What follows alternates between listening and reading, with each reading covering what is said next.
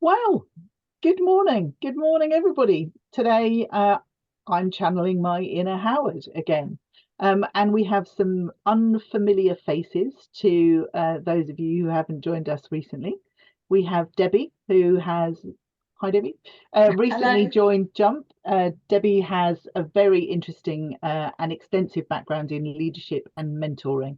So is ideally placed to be participating in today's session on team performance in a hybrid background. And Tim, some of you will know Tim from previous webinars, but he's a reasonably new person to faces in our webinars. And Tim's background is in technology, data, and cyber. What would you say that's right? Technology, data, cyber, information. That's yes, your background. Technology strategy. Yes. Yeah. All things tech and cyber. All things tech. Okay, so lovely. And then hopefully Dave is going to be joining us in a few minutes. So he's dealing with the difficulties of the British train system. So we'll be joining us as soon as he can. So welcome everybody to today's session. So I thought I would try channeling my inner Howard with a few statistics, not as many as Howard normally gives you at the beginning, but just a few to get us going. So we're talking about managing high performance teams specifically in a hybrid environment. And so I thought some up-to-date information, and this comes from a survey conducted this year on hybrid working and the hybrid working trends for 2024.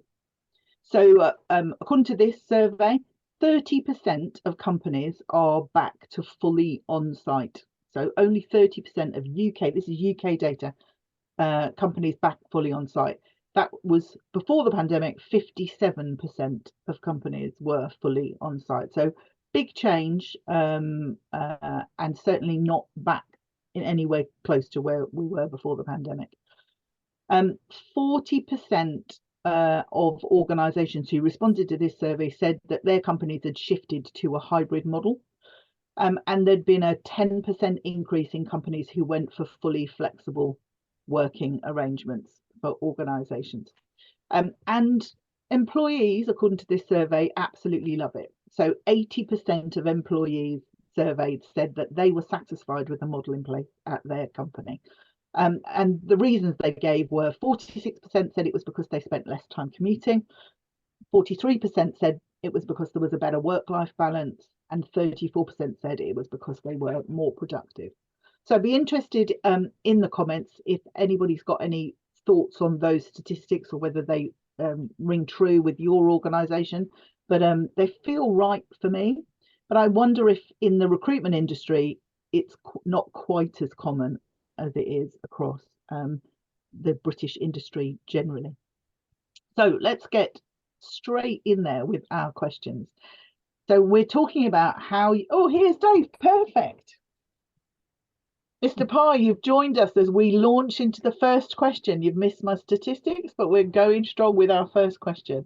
So thinking about building high performance teams in a hybrid world, how do you make sure there's seamless collaboration between remote and in-office team members so that you can maximize productivity and innovation?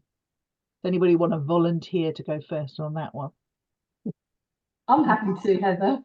Please do, Debbie. If no one else minds.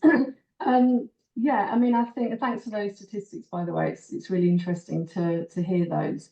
And I think before I kind of delve into the collaboration aspect, there's a broader kind of hybrid configuration aspect that I guess I'd like to just mention briefly, because the conversation around hybrid working or remote working or what we used to call smart working has been ongoing now for over a decade. But I think for so many organisations, it's a really new concept. And with it being a new concept, it's a bit of a double-edged sword, I think, for a lot of people, in as much as because it's new, there is no refined, tried and tested blueprint for how an organisation can just plug and play the hybrid model. Which makes it obviously, quite complicated when you think about all the intricacies of culture that have to be considered. But equally, what's great about that playbook not being in existence is that organisations can really play around with, and they've got freedom as to how they apply a model that really suits them, because there is no one size fits all, which I know is an obvious thing to say, but it's really true in terms of hybrid operation. So I think just with that in itself, we can see that we've got options in terms of how we tackle this if we want to. And I think the conversation, because of that, is shifting from a let's talk about how many days of the week and whether we mandate which days of the week, to a conversation that's more activity based. So a lot of organisations now are looking at this from the perspective of which activities do we know from the evidence that's being gained benefit from in-person connection? Which activities really get the most out of individuals and teams when everybody is together? And should we be thinking about mandating certain activities as opposed to days, number of, or which days? And I think that has shifted the conversation to something a bit more meaningful for people. And it means that individuals can see that they can be really effective in a team environment because they are expected to come in, pitch up, and meet their colleagues in person and spend time with them for things like team meetings or team planning events, team objective setting, anything that really benefits from that in-person connection. So when you've got those collaborative spaces defined as part of your mandate, then you're just looking at how you collaborate in the areas of your delta. And when you're working from home, or whether you're working in the office, you've got to start thinking about those times when you need to still debate, you still need to problem solve, you still need to support one another, you still need to create shadowing opportunities for development, or whatever it might be. So how do you make sure that those spaces are adequate? And that starts to come down to your rules of engagement. It starts to incorporate your working from anywhere policy. It starts to look at how you make commitments to one another as a team. And it really starts to look at your tools. And maybe Tim can talk more to this than I could, but looking at your collaborative tools and how you really make the most of those, and how you look at implementing those kind of asynchronous environments where people can contribute when you're not online. You know, you can contribute off of a live meeting. You can post-it note in your whiteboard spaces that are virtual. So it's how you bring all of that in those instances where you're not mandating from an activity perspective. So I think for me, it's about looking at the broader configuration of your hybrid model, what works for you, and then looking at what the kind of differences are in terms of when you come together and when you're not together, so that you can be really effective. Because, you know, let's face it, people need to sign up to hybrid working to choose an environment that is going to maximize their input, output, outcomes, contribution. And so that's the entire point of this exercise, that you choose the environment that's going to achieve that. Okay. So for me, it's about those things. Thanks, Debbie. Tim, Dave, thoughts? Yeah, I think there's some great points there. I think people don't understand it if they're mandated to come back into the office and then they spend most of their time on video calls with distributed team members. They kind of think, what is the point of that? I think there are some things. Obviously, getting the tech right is important, but I think also understanding and defining the sort of the rules of etiquette that work, and how people should work in a more distributed and online, particularly on video calls. You know, how do you enable that to become more conversational? You know, what do you expect people to do? You know, we've all been on calls where actually most of the people are turned side on. They're obviously doing their emails, etc. And you think, this is just not, that's just not right. You're either engaged in this conversation or you're not. So I think that's really important. I think the other piece that you touched on there, Debbie, that I think is really important is I've come across quite a few companies that allow their more senior or experienced, let's call them their more experienced staff, to have more days working from home.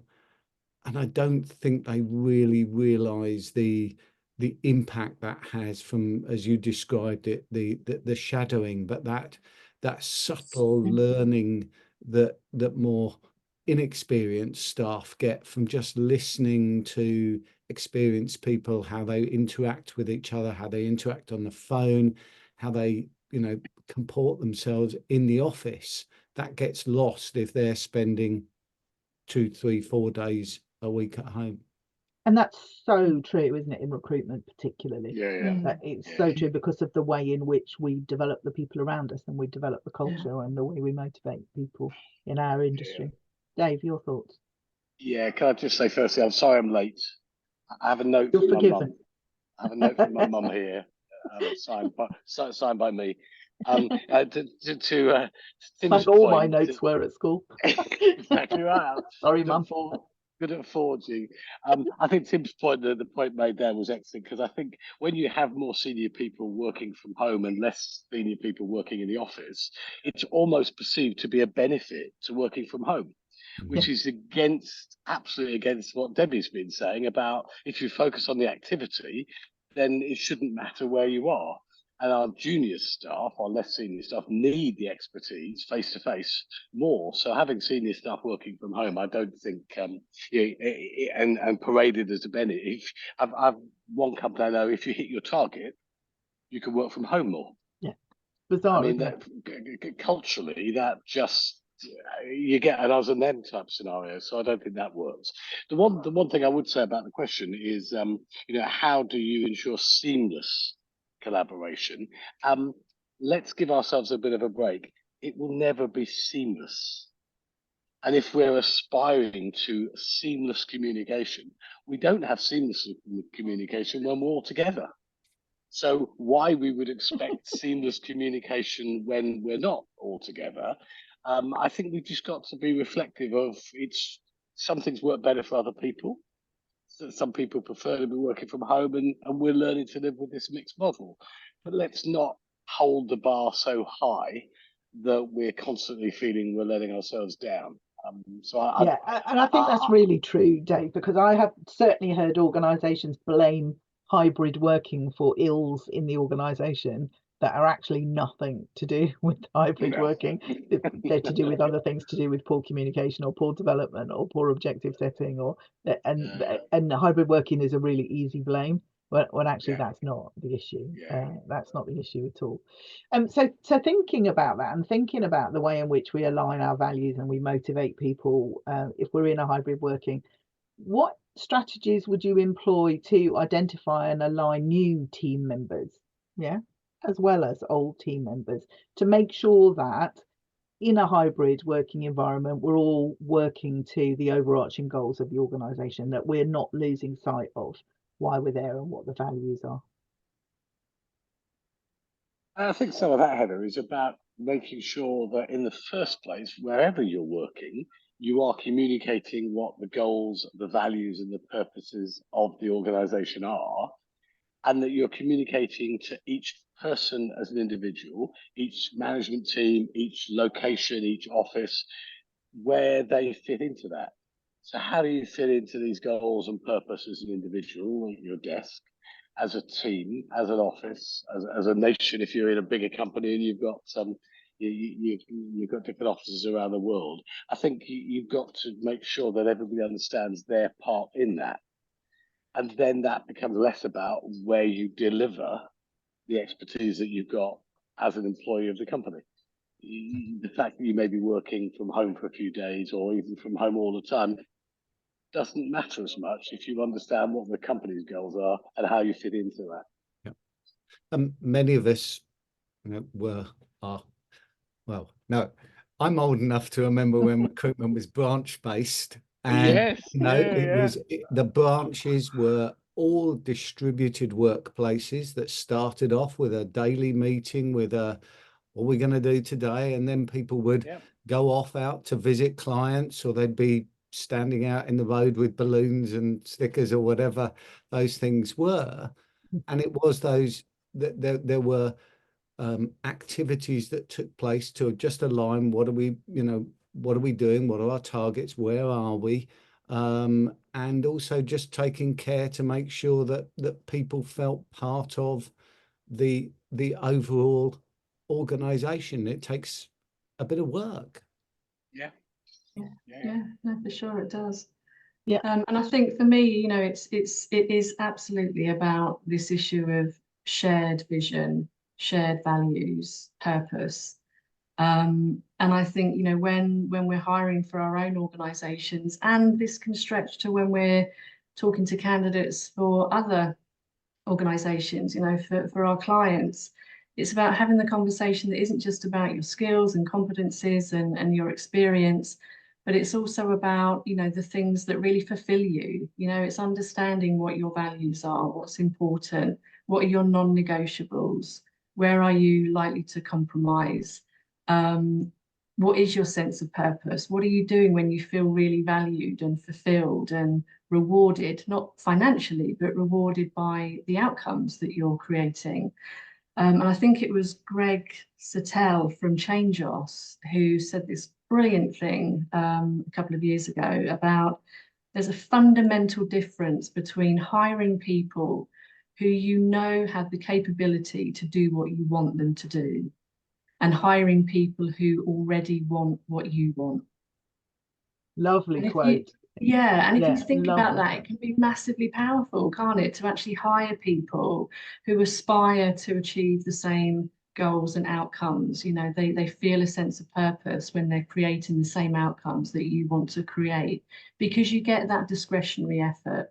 So that if they're working from home, they're going to have that mentality that says, probably I'm going to go over and above to compensate for not being in the office. I'm going to start earlier.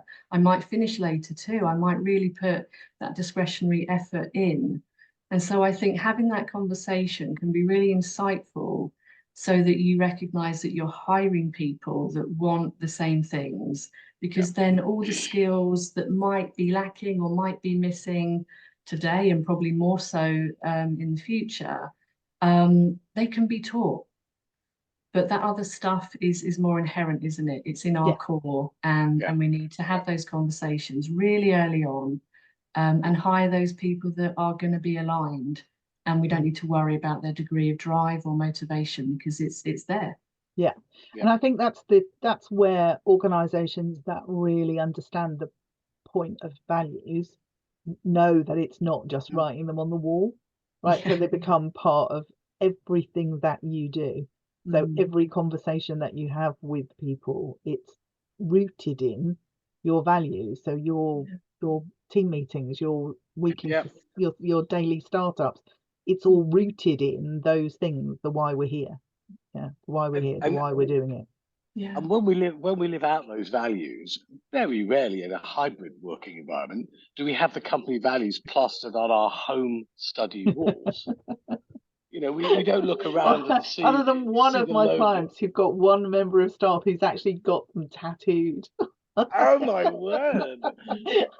Well, that's above and beyond the call Really? of any duty. But if you're working from home, they've got to be inherent in you. Yeah, and otherwise they're lost wherever you're working. Yeah. And so it comes down to good recruitment, doesn't it? It comes down to recruiting people who want, as you say, I mean, it's a great quote, Debbie, but people who actually want to do what you want to do. If you've hired those people in the first place, half of your job's done for you, isn't it, as a leadership team? So yeah, fantastic. So thinking about new employees and the skills that are essential for success in your team, how do you train and develop skills in that hybrid environment where your workplace is changing, and where you haven't always consistently got people in the office and able to sit next to somebody who knows what they're doing? How do you set up your learning and development and your mastery and your skills in that environment?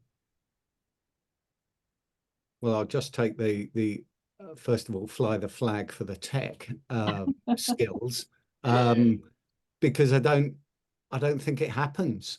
I think people are so accustomed to unpacking a phone now and starting to use it and downloading a new app and expecting to be able to use it, that there is very, very little effort placed by almost any organization I come across to actually teaching people how to use the tools that they're provided. We've talked on previous webinars about the fact that an Office 365 license comes with about 30 applications, all of which have got sharing and collaboration capabilities built into them.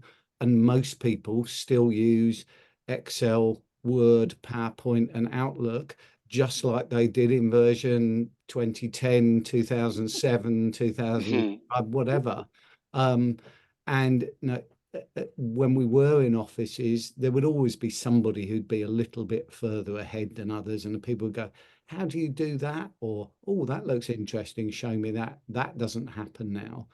And so I think from a tech point of view, there's very little that goes on there, and I think people do need to think about how they can get more out of these subscription licenses that they're paying, but also use those collaboration facilities. And one sort of precursor point on this is also looking at the way that people come into the organization, particularly if they start off remotely. You know, we used to be able to bring people into the office, and if their log-ons weren't quite ready on the day they started, we could sit them down, show them the office, talk to a few people, have a few meetings. If you have somebody start who's remote and they haven't got their hardware, they haven't got all the credentials that they need, they're sitting there twiddling their thumbs thinking about, what is this business that has recruited me, has put a lot of effort into bringing me in, and now doesn't seem to be able to get its act together to enable me to actually log on and access the tools I need on the day I start. And therefore, I think, as I say, final point is that I think people need to, or organizations need to think about experience levels that they want. What do they want a new member of staff to experience? And tech is part of that when they join, because it's harder than it used to be. And we are, I can say with absolute confidence, Tim, and I don't think anybody here will disagree with me, that every single recruitment business that we interact with is not using the technology it has to the extent that they could. So that piece about we expect stuff to be just intuitive, and we assume that it'll be like unpacking an iPhone and therefore we can just do it. That's just not true of the CRMs that we've got, or whatever it is that we've got in place, and yet we don't think to put effort into really maximizing the tech that we've got, hybrid or not hybrid. Actually doesn't make a huge amount of difference, does it? And I think tech can learn from L&D and vice versa. So many organizations will have an L&D person or team if they're a bigger organization, but rarely in that L&D is anything about learning tech. It's about learning the skills of how to close a candidate, how to prepare a CV, how to pitch, but you don't have anything about tech in there. And for tech, you have a help desk, and you can phone the help desk.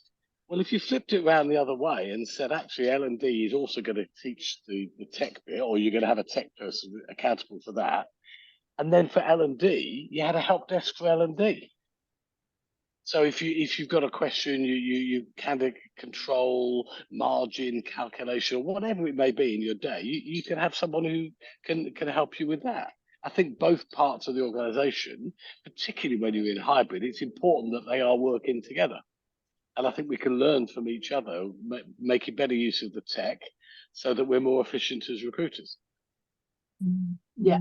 And thinking about this question away from the tech part of the solution, but how do we make sure that we're getting the right skills into our teams when they're a mixture of hybrid and office based? How do we make sure that we're consistently focused on development and upskilling people in the workplace, wherever their workplace is?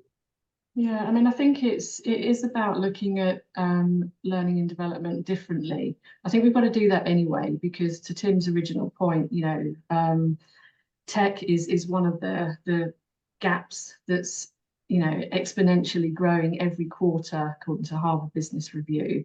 And they reckon that by 2030, over 21 million UK workers will be underskilled in leadership, in management, in decision making, in digital skills and advanced communication. So some really critical skills there, all of which play a massive role in recruitment, as we know.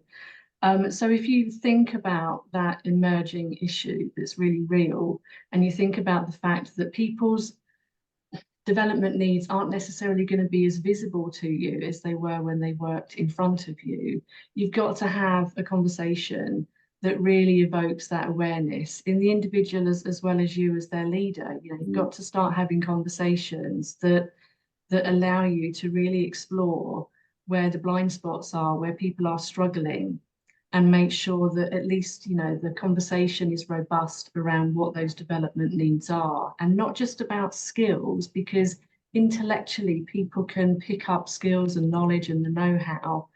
But I think what we're seeing more and more is people understand what they've got to do. They don't always have the confidence to work in a particular way, whether they're in the office being heard by all sorts of people that they'd rather not be heard by, or whether they're working from home and beginning to feel a little bit isolated and they're not seeing how other people are effective in certain things. So confidence is something that we've equally got to be looking at when we're helping to develop our teams, as well as what sits within our comfort zone. And again, when you're visible, when you're in front of somebody, you can really clearly see what they're comfortable doing and what actually makes them feel quite uncomfortable. You see it, you sense it, you feel it. When people are working remotely, a lot of that disappears. You don't see the input as much. You might see outputs, you might see outcomes, but you don't see the input of what people are doing and how comfortable they are in doing it. So we've got to start thinking about how we tackle upstream the conversation itself about development needs, and how we really get people to feel comfortable having that conversation and being open and honest about it. And then how we actually create environments where people can shadow, even when they are working remotely. People can use virtual tools to help them. And that people are prepared to come in and work with their colleagues to see how certain things are done.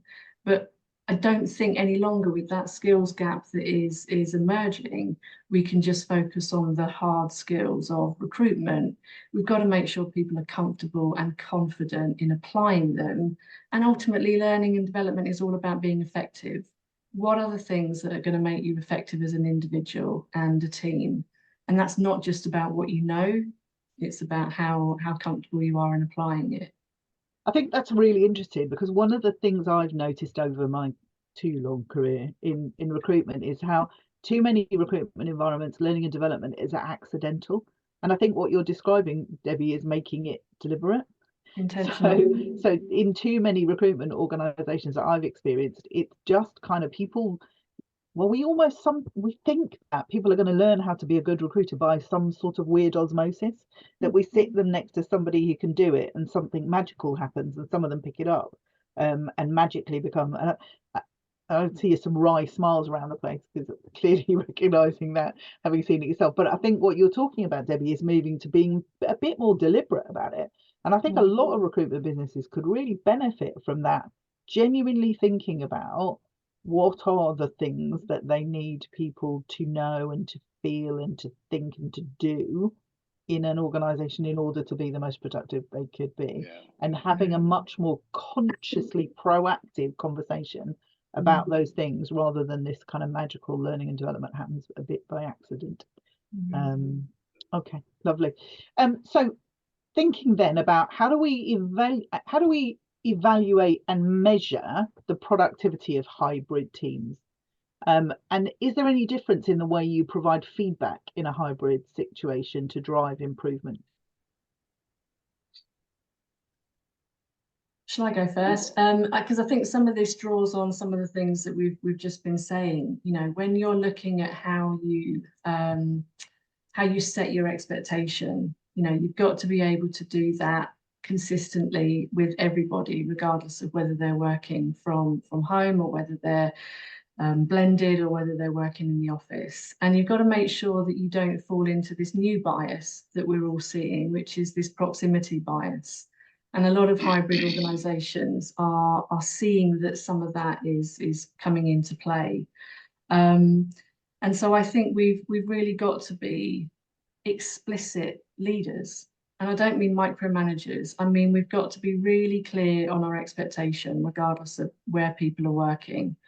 We've got to move away from the thought process that says work is a place that you go, when actually it's what you do.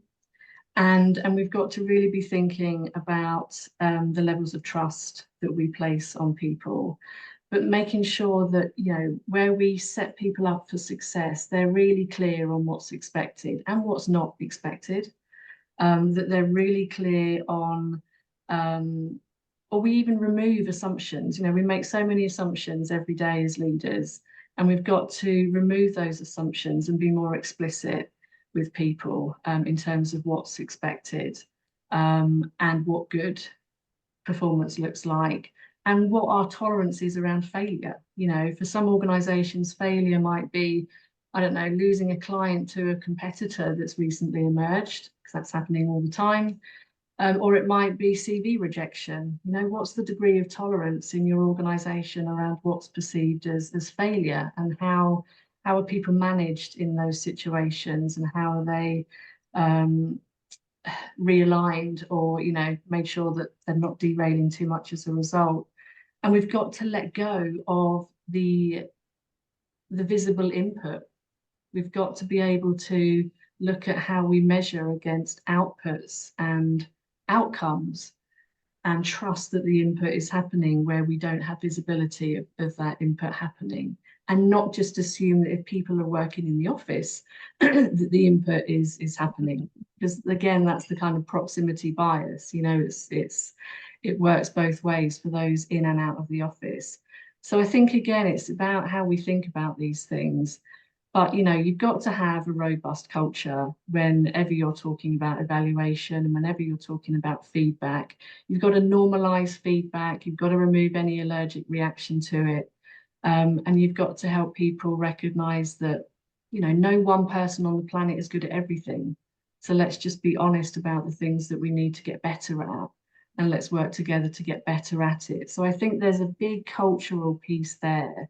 But I think for recruitment leaders, it's about really understanding that you've got to be explicit, and really helping people be very, very clear, and removing assumptions, and making sure that that proximity bias doesn't come into play in terms of how you're assessing people, positively or negatively, just because where they're working. Yeah. Mm. I think, Debbie, that's so well put. And I think, and I can say this because I know that I had to change. I think it also starts with a mindset change from the leaders and the senior people in the organisation. And not that I want to be aged, but I am older than many people who are running recruitment businesses. And I've got a bias in the way that I expect people to work, because we didn't have hybrid working, you know, when I was running a business, and a lot of people are still running business where there wasn't hybrid working, so their mindset has to change, and or needs to change to get better performance. And I think a lot of this starts with the leader of the organization working on her or his own mindset. Mm. And I think it starts with their own development, their own personal development, understanding values, understanding the culture, but also understanding what makes them tick. Yeah, And I think how that's they really, react. I think that's really true, Dave. And I'm thinking, very conscious of time and how it always, doesn't it, race on when we do these sessions and we get talking about it. But I wonder if, as well as that mindset piece and the cultural things that you're talking about, are there any practical strategies that recruitment business leaders can implement to strike the right balance between autonomy for team members and trust around people working from home, and that perception that proximity bias that you talked about, Debbie, and maintaining accountability for results in a, you know, everywhere, but particularly in a hybrid setting. Because one of the issues about this is that we can tend to micromanage when we don't see people, right? Even though it doesn't make any difference whether they're doing, whether we're seeing them do things or not. Yeah. So how do we strike the balance between autonomy and accountability without micromanaging people? What are the practical tips that recruitment leaders could take away from this? I think if recruitment leaders find that they are assuming that particular processes or procedures are taking place, I think they need to put some effort in and get closer to determine whether that is actually the process that's going on. I think, again, quite often we find that middle or senior management will sit in a meeting and tell you how things work, and actually if you go and sit next to a consultant, you'll find a very, very different world. So I think they can, again, coming back to the point that Debbie and Dave made in the against the previous question, that don't assume, find out actually how things are working, because that can then play back into L&D and the way the organization, the leadership want the organization to work. Anything to add to that, Dave or Debbie? I think there's an element for me in here about you know, as a leader, you've got to know your team. You know, it might sound really obvious, but how much do you really know your team, and how much do they know each other? And there's some really simple exercises that, you know, we might all be aware of, where you get your team together and you get them talking about, you know, I'm at my best when, I'm at my worst when. You can count on me to do whatever.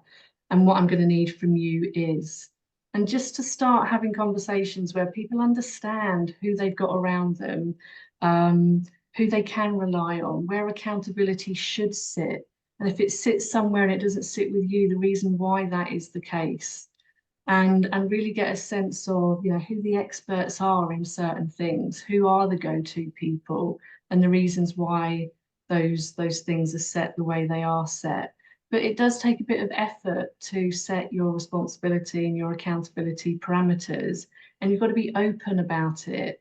And I think when you get your team understanding that kind of what I call team intelligence, you know, we do know a lot about one another, people accept those accountability parameters, and they get a sense of why they go to certain people for certain things, and they gain that trust because that person is the recognized expert for good reason. So I think there are some really simplistic, actually practical things that leaders can do in this particular space, but you've got to devolve decision making. You've got to let go. You've got to do some meaningful delegation, particularly when you've got people who are working remotely. And you've got to have trust. You know, I know it seems really basic, but there's a lot of people out there who have people in their teams who, when push comes to shove, do they really trust them implicitly? Don't know. And you've got to be able to trust your team and make them wholly own certain activities, but get your team to know one another so that they understand why things are the way things are. And then you can set accountability, and people hold themselves accountable, and they'll be held accountable by their peer group who respect that, you know, they might go to certain people for certain decisions or for certain data. But you've got to equip, you've got to enable, and you've got to empower. And without those sort of that triple E situation, you can't strike a balance. And balance is difficult anyway without the hybrid situation. But if you don't have that in a non-hybrid situation, you're scuppered. Add in the complexity of the hybrid environment, and it's almost impossible to understand what that network of accountability looks like.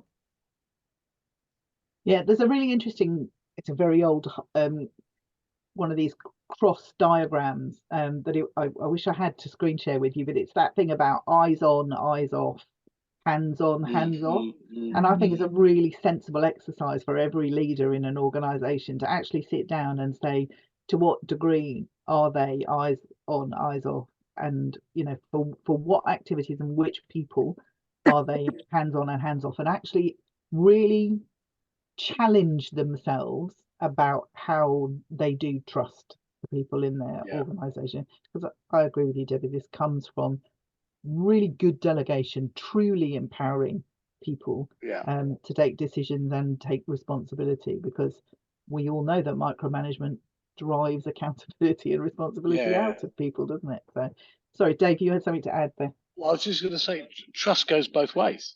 Yeah, So absolutely. often we talk about trusting our staff, but our staff need to trust our leaders. And this is a challenge for our leaders. And if our leaders have the right mindset and are confident enough to share the challenges they face with their staff, then the staff can look at them and go, okay, they're in the same boat as me. And it's okay as a leader to say, I'm not sure I'm doing this right. Because that builds trust from the employee back to the leader, because the employees then look at them going, okay, we're all in this together, which is how you kind of want to develop a culture. Exactly. And which brings me on to our last question, which is around culture and inclusivity and belonging. So in a hybrid environment where you have some in the office and some not in the office, and a mix of people across the two, how do you foster a sense of inclusivity and belonging? How do you make sure that everybody feels valued and empowered to contribute their best to the organization?